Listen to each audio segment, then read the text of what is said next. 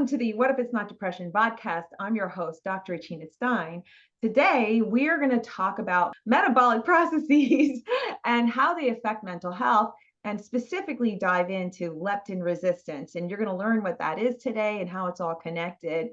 My guest today is Dr. Bindiya Gandhi. And if you like this episode, please click the like button and subscribe.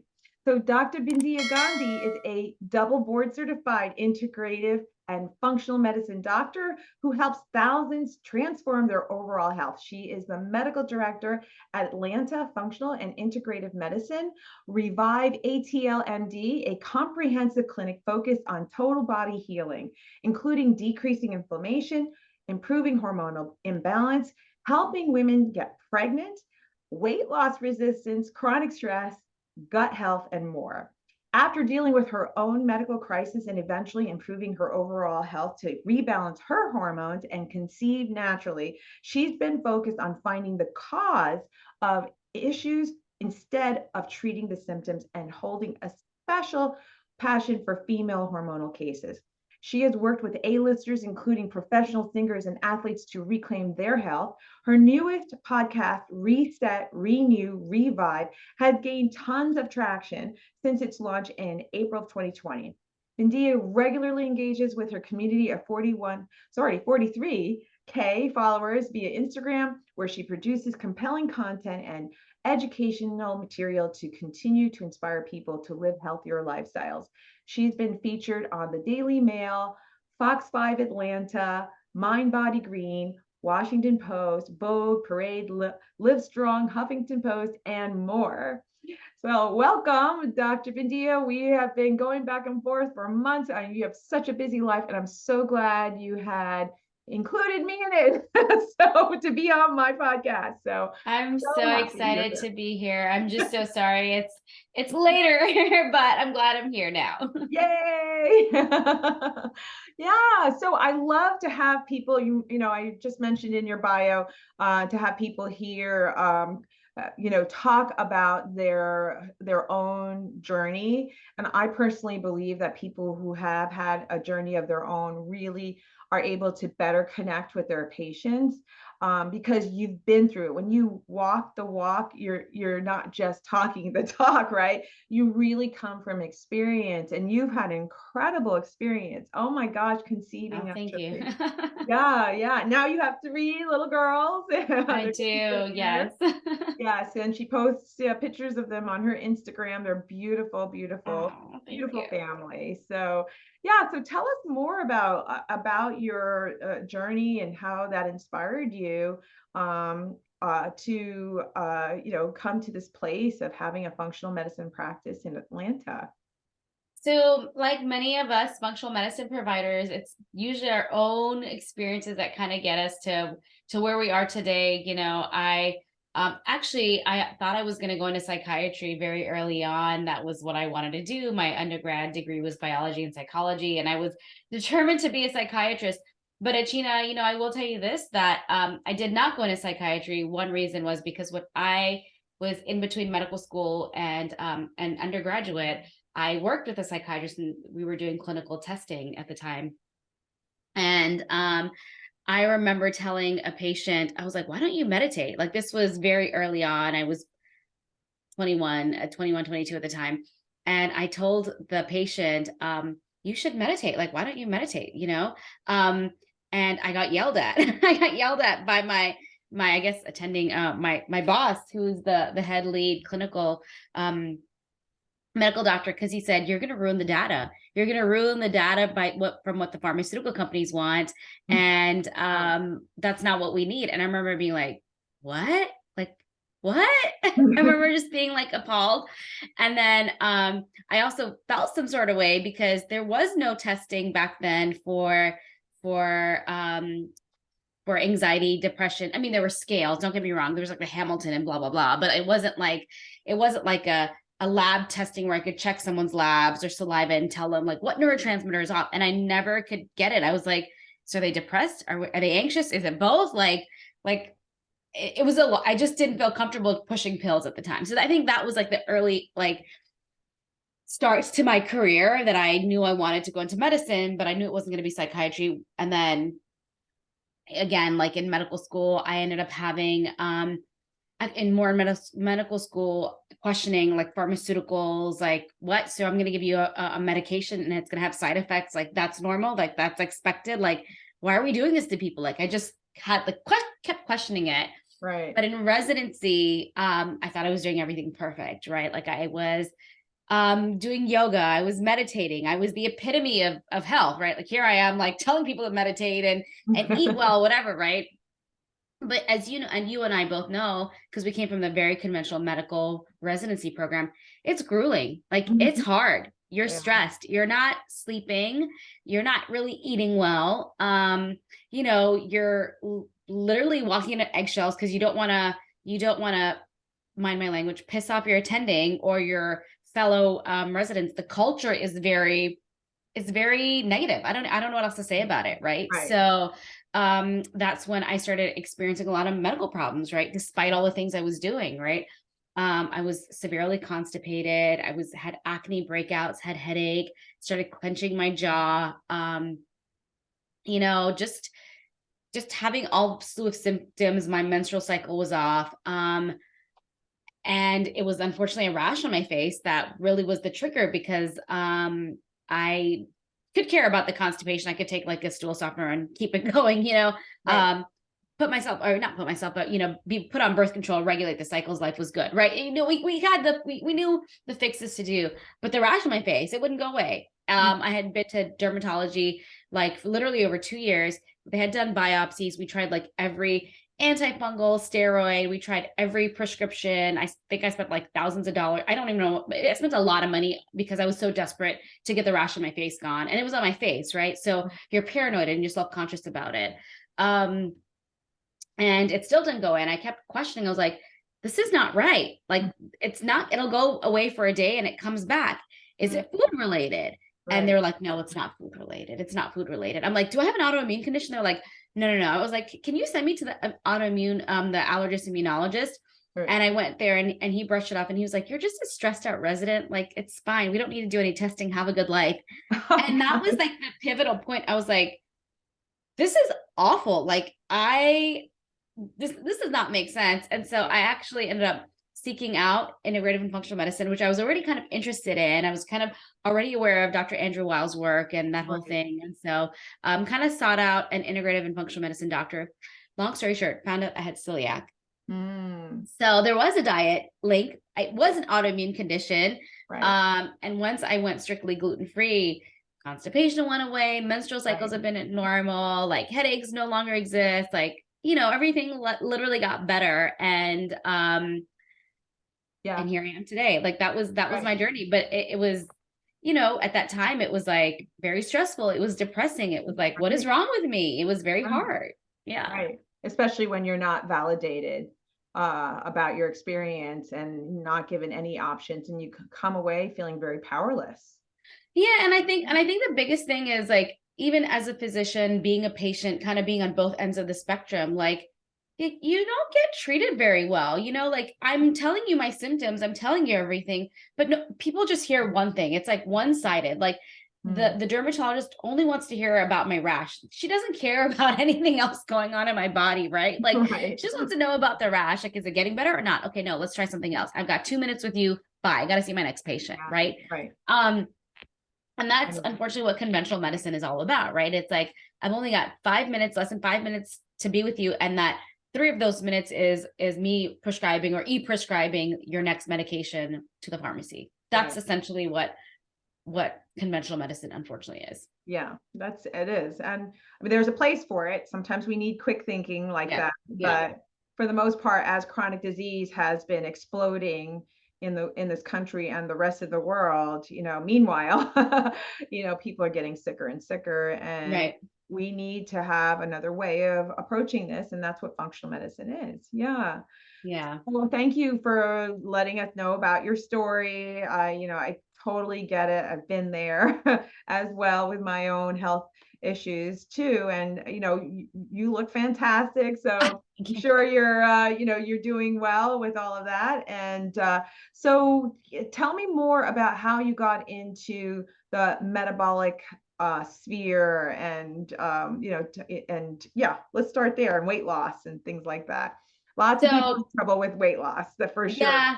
So Yeah. again, when I was younger, I knew what to do. I knew what to do to lose weight. I would continue to exercise. If I gained a couple pounds, I knew what I was going to do to lose that couple pounds. I knew if I cut my calories and worked out a little bit more, I knew the math, I knew the science, knew the equation. I could lose the weight I wanted to.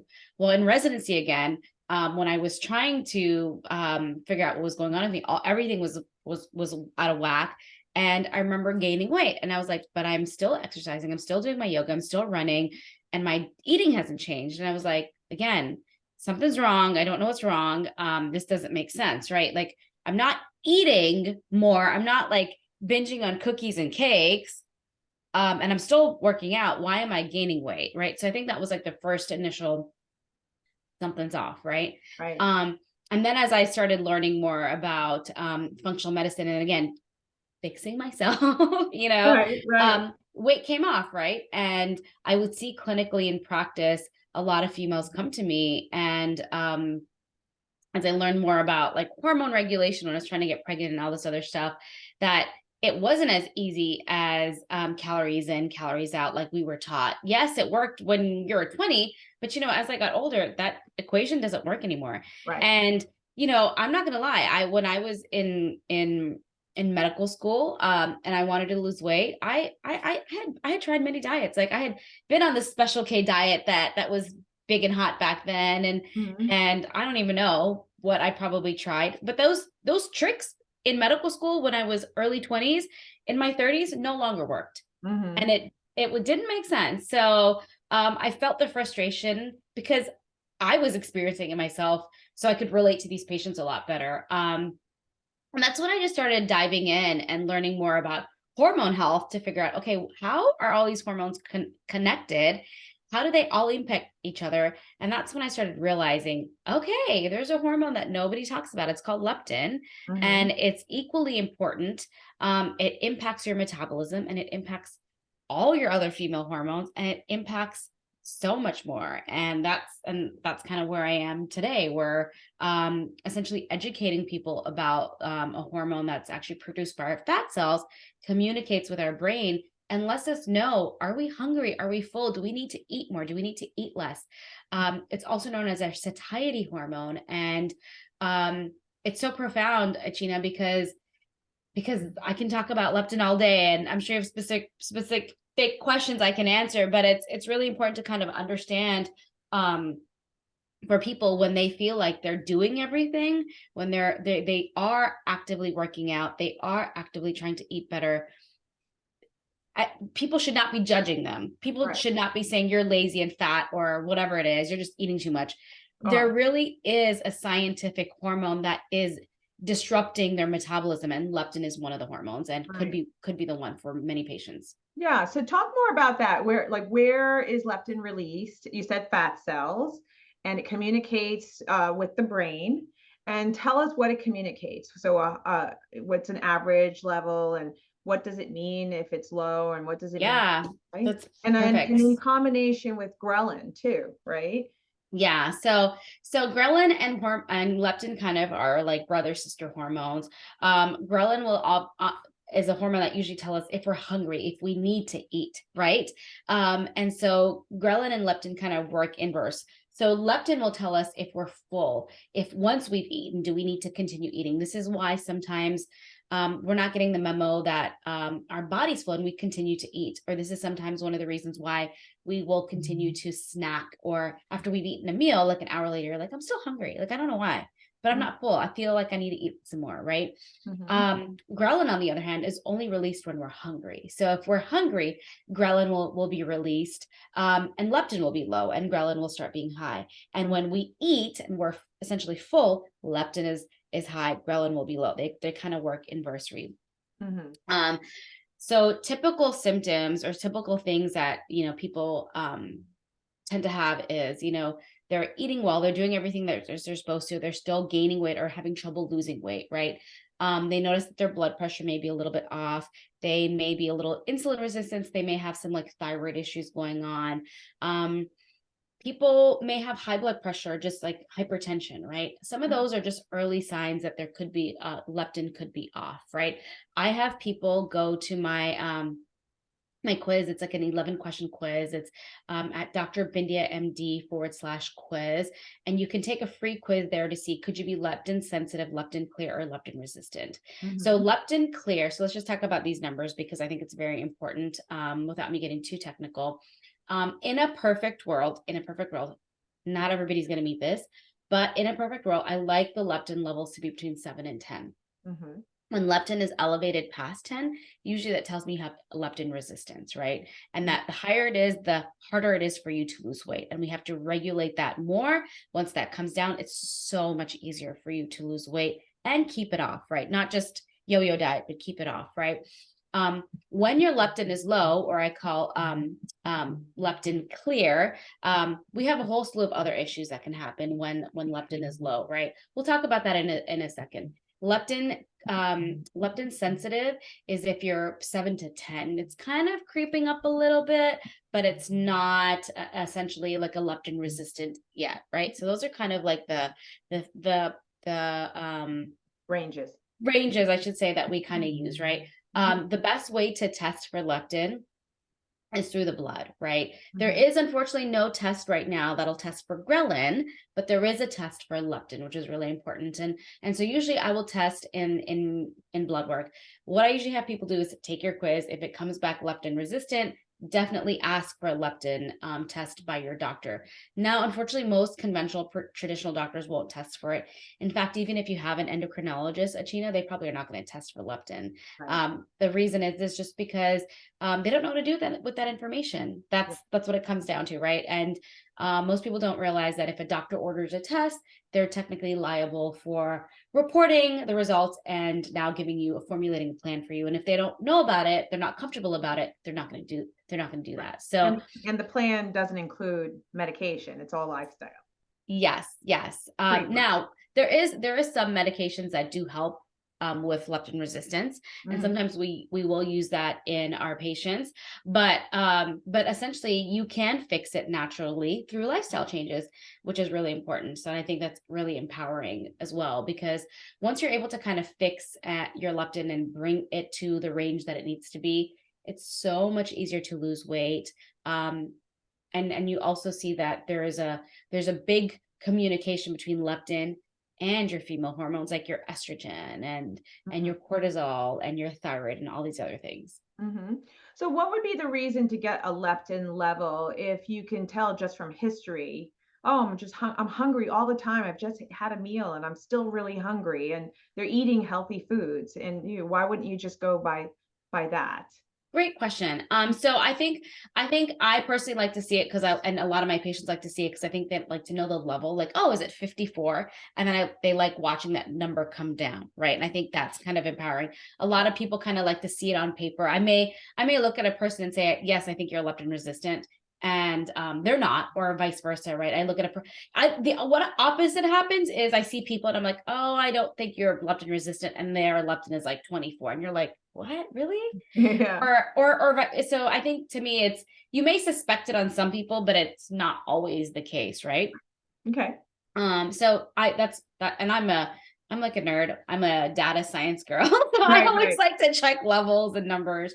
But I think it's helpful for patients to kind of be aware how far off it is. Right. Well, it proves that what you're telling them is like, yeah, you're right. I'm not lazy and stupid and don't know what I'm doing. Like I've been doing the right things, and I can't affect the leptin level without further education and knowledge. And so it affirms, I think, what people are feeling, and then gives them a data point, like you said, to then, okay, now how do we attack that? And then you can follow it and monitor it. If whatever it is that you're doing is actually making a difference.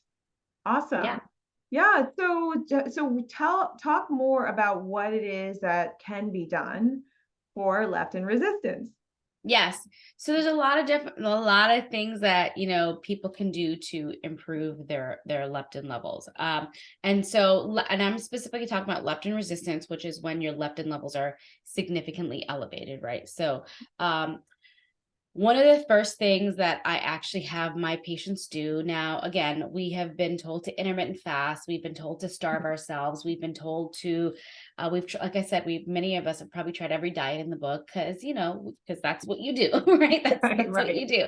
And so one of the things that starts regulating leptin is eating. It's very counterintuitive, but it's literally just eating 3 meals a day and stop intermittent fasting, stop the keto diet, stop all those extreme calorie restrictions, I should say, that you've been doing, because that is one of the reasons that has messed up your metabolism and caused leptin resistance. So, Mm. when I have people actually eat 3 meals a day, it's like, wow, they actually start feeling hungry again.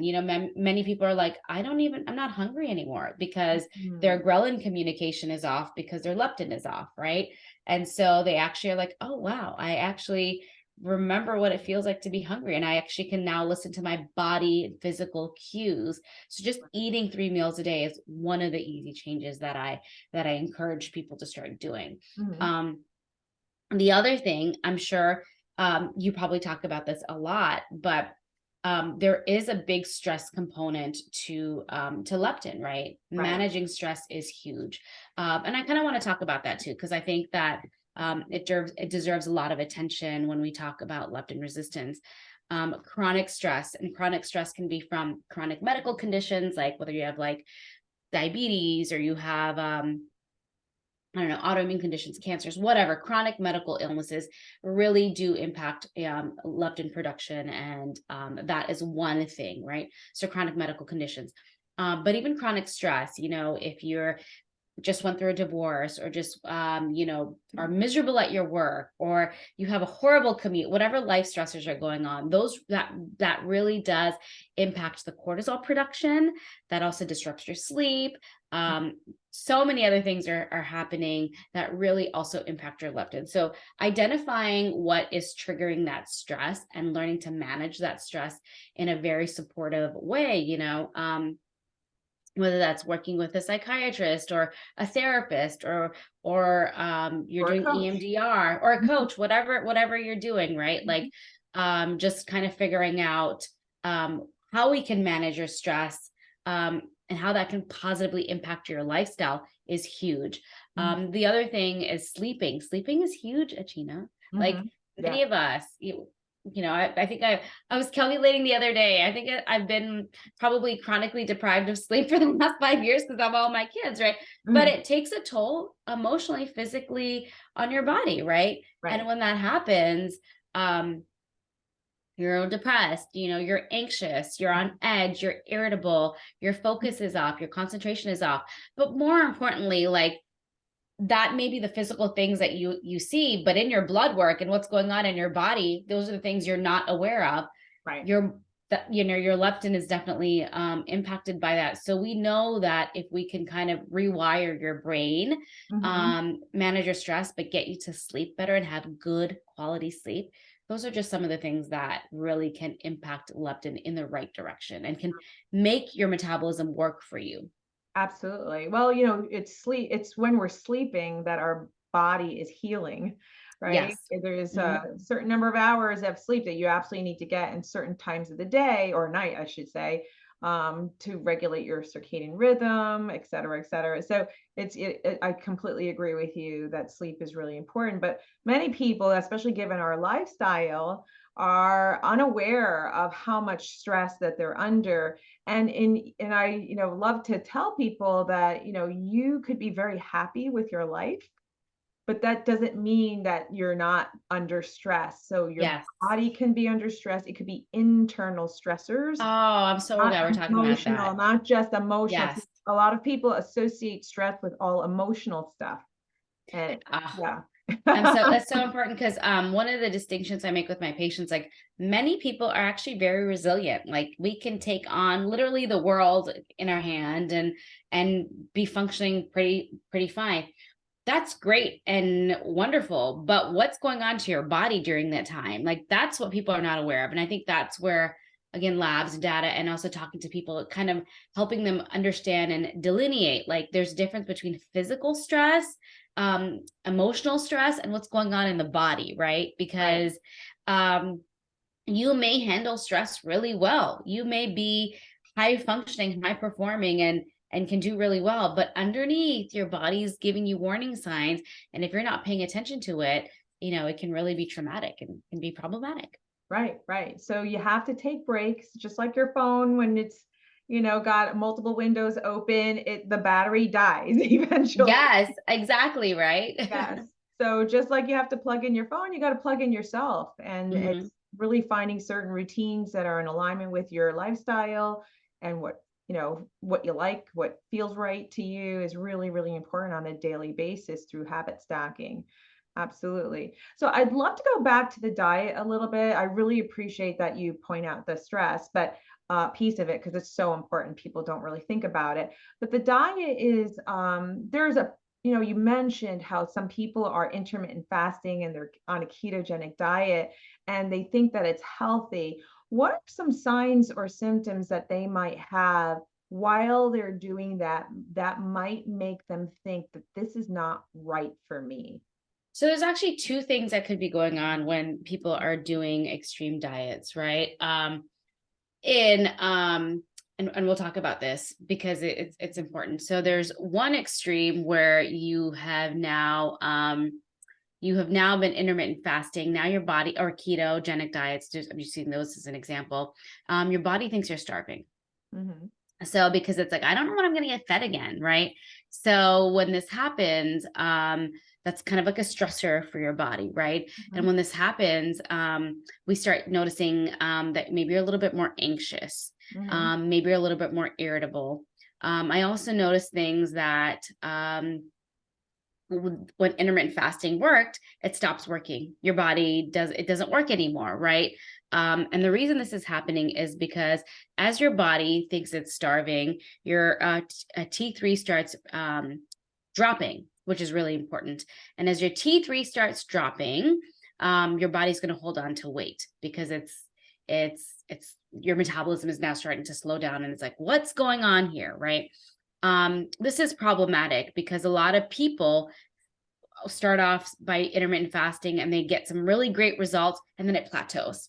And then Right. it's like, actually, you hear it all the time. I'm doing the same thing, but I'm not losing any weight. Your body is going to hold on calorically to everything because it's like, it doesn't feel loved, it doesn't feel supported, and it doesn't feel like it's being nourished, right? So this is why I'm going to say extreme diets for a long time are not really beneficial for your body. Hmm. And this is why, because we've got to make sure we're supporting our body. This is why when we encourage you to eat again, it resets your metabolism. You're able to actually drop the weight again. And you're like, oh, I didn't realize I was in this calorie restrictive or deprivation for so long. Your body cannot function. And when you refeed, that's what it is. And you refeed, T3 levels rise and leptin levels regulate Hmm. accordingly. So I'm curious. So when the T3 levels go down, does reverse T3 go up? Yes, it does. So you Yes. see a high reverse T3, that could be problematic and or Yep. a sign that there's leptin resistance. Yep. Well, but I would imagine that those people are always hungry too. Yes and no. It depends. Now, if you're someone that, say, I'm going to use this as an example. If you're someone that has low leptin, on the other extreme, you may not be getting those hunger cues. You may not be getting the hunger cues of you need to eat more because now you're in a starvation mode. Your body is like, when are you going to feed me? You're feeling a little anxious. You're feeling a little overwhelmed. Sleep is disrupted. We start noticing other things happen. Estrogen levels, which we haven't really talked about, estrogen levels start dropping as well. And so you have a whole slew of other symptoms, but your body's not getting the messages and the cues that it's time to eat. It's like maybe you're so busy, you forget to eat. Right. It's kind of like forcing yourself to eat because, again, your body's been in calorie restriction. It's like, well, I can function at this low calorie at, like, I don't know, 800 calories a day. I can function like this, but you Right. really can't. Right. Right. Wow. Okay. Mind Yeah. blown. Right. So when people are on a ketogenic diet and they lose their ability to be hungry, they're going to assume that they're keto adapted, right? And so is that the case or not? So it's not so there I guess it gets a little like sticky here because we're not really talking. I mean, essentially what we want is metabolic flexibility, right? That's essentially what we want, is to be able to fast accordingly, um, eat accordingly, and still have normal leptin levels, right? Like in a nutshell, whether we're keto or whatever we're doing. When you are restricting carbs, and carbs again are not all bad. I really wish people knew that. Mhm. Because there are some benefits of healthy carbs, especially again, we'll go back to the thyroid, the T3. When you eat healthy carbs, it really does help nourish and support your thyroid in Mhm. the right way. And that can actually, again, rebalance your leptin levels, which is essentially what we're trying to do, right? So when you are, I guess essentially one of the things that I really encourage people to kind of identify is learning the cues for them so their body can be metabolic flexible for them. Right. So learning when you need to fast and it's appropriate for you, but also learning when you should be eating, how much carbs you should be eating, and when it's okay to eat less carbs, when it's okay to eat more carbs, kind of thing. Right, right. So basically you're saying it should change up. You should constantly be changing the cues and the signals Yes, to your body. So correct. it's almost like cross training, right? Kind of. It is. It If is. we were Look, to use a physical analogy, like cross train, you don't want to be on a bike all the time and then, and then not be fit with other muscles. It's kind of, yes. And this yeah. is this is more important. And this is definitely more important as we see low leptins. As we see leptin levels become really low, we have to encourage more metabolic flexibility. Hmm. Yeah. Awesome. Yeah. Awesome. So the hormones that are affected are estrogen that you mentioned. Estrogen is one, cortisol is another one, testosterone is another one. They're technically, thyroid is a huge one. Um, Ghrelin, we kind of talked about it a little bit. What about There progesterone? Do all those sex progesterone, hormones go down? yes. Okay. Oh well, depending on where you are in if you're high or low, yes, it does matter. Yes. So if you're leptin resistant, the sex hormones and the cortisol go down. No, okay. It Okay. gets a little complicated. Yeah, Okay. good. If we're talking about like leptin resistant and your leptin levels are a little bit elevated, estrogen may or may not necessarily be impacted. We tend to see more of a testosterone or androgen levels rise. And so this is sometimes why we see things like polycystic ovarian syndrome as Mhm. testosterone levels rise. Now, as testosterone rises, that gets converted to estrogen. So sometimes estrogen levels are circulating a little bit higher too. Mm. But let's also put it in perspective to where you are in life, right? If you are perimenopausal, premenopausal, postmenopausal, right? It does kind of also play a role to where things are going hormonally there, but we tend to see certain patterns that happen. First, like when you're lower estrogen, lower leptin, your female hormones are usually lower. Okay. Great. Yeah, I'm glad that you made those connected the dots right there. I think it's really important to see how all the hormones and how they kind of are connected and speak to each other and inform each other. Because when some hormones go up, the other hormones go down. Yeah, and Yeah. then I love the explanation that you gave about why people have trouble losing weight despite their efforts in terms of movement and diet. So, what are some other factors that can affect metabolic flexibility? I'm sure, like what I always talk about is besides stress and diets, infections, right, and toxins. What's your experience with those two things in terms of metabolic flexibility? Yeah, so we have a whole slew of toxins which are really important. I call them the obesogens, right? These are toxins that actually make us fat, right? BPA, phthalates, sulfates. These are just some of the examples of chemicals that are actually disrupting our hormones and are disrupting our leptin production and actually make us more likely to retain weight or have trouble or having trouble for us to lose weight. So there's definitely a big link there. Diet too, one of the things that I can talk about diet all day because it can get really to the nitty gritty.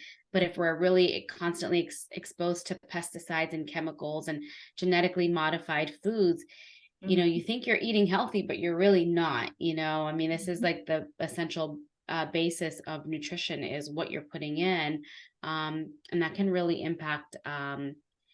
Your hormones and leptin specifically. Are there any pathogens that are connected to obesity?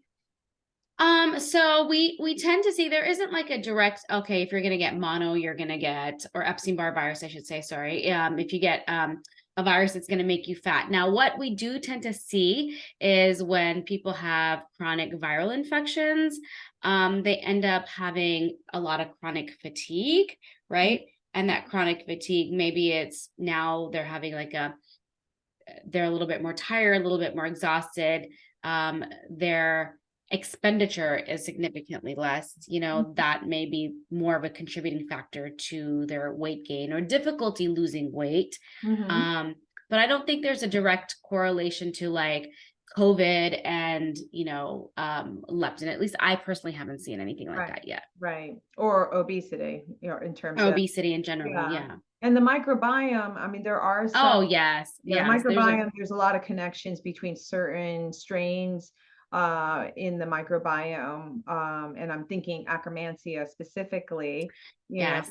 Yeah, that if they're really low, or for some people it's non-existent, and that Akkermansia is really important in terms of increasing the mucin layer, and providing GLP-1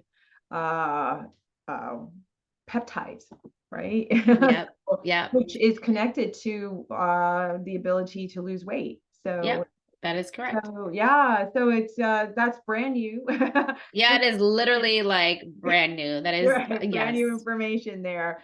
So are you aware of anything else in the microbiome that is connected to difficulty with metabolism, or is that? Yeah. So one of the things I also see clinically in practice, I do a lot of like GI stool testing and things like that. I see a lot of Candida overgrowth.